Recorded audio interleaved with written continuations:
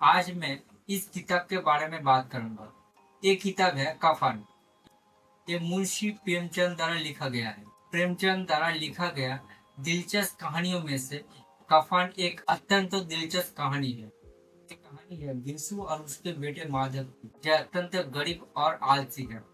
सबकी पत्नी बुद्धि है, जो प्रसव यंत्रणा से तड़प रही है।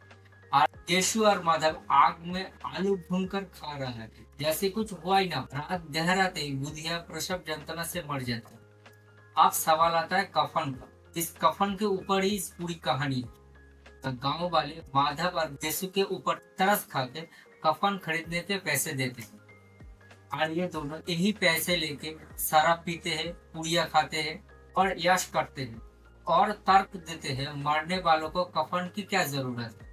ये कहानी सिर्फ दो बेशर्म आदमी की नहीं, बल्कि उस व्यवस्था पर तंज कसती है जो अमीर दिन के दिन और अमीर होते जा रहा है, और गरीब दिन के दिन और गरीब होते जा रहा है। इस शासन व्यवस्था पर प्रेमचंद व्यंग और तंज कसती है। ये दुनिया अजीब है।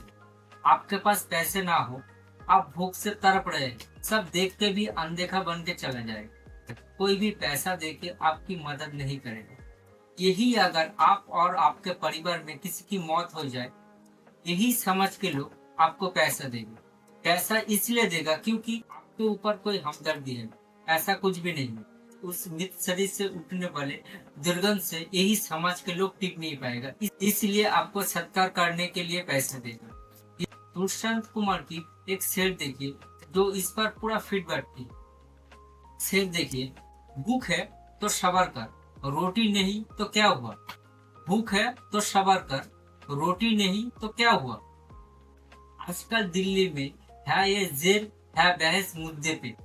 इसका मतलब है अगर तुझे भूख लगी है तो सबर कर, क्योंकि आजकल दिल्ली में इसी मुद्दे पर बहस चल रही है कि गरीबों को रोटी कैसे मिले।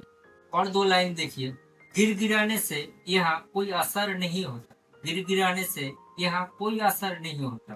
पेट भर कर गालियां दो, आहा भर कर बद्दुआ। इसका मतलब है लोग पेट भरे हुए गरीबों को गाली देते हैं। गरीब सिर्फ आहा भर कर बददुआ ही दे सकता है। इसके पास इसके अलावा और कुछ करने की ताकत नहीं है। हम सब समाज की असलियत तो जानते हैं, पर हम जान के भी अनजाने बने रहते हैं। अनजाने भ्रम की किताब तोड़ती है। उस समझ की उस आईना को हमारे सामने खड़ा कर देती है। इस समझ को और खुद को हम साफ साफ देख पाते हैं। पढ़ना जरूर कफन।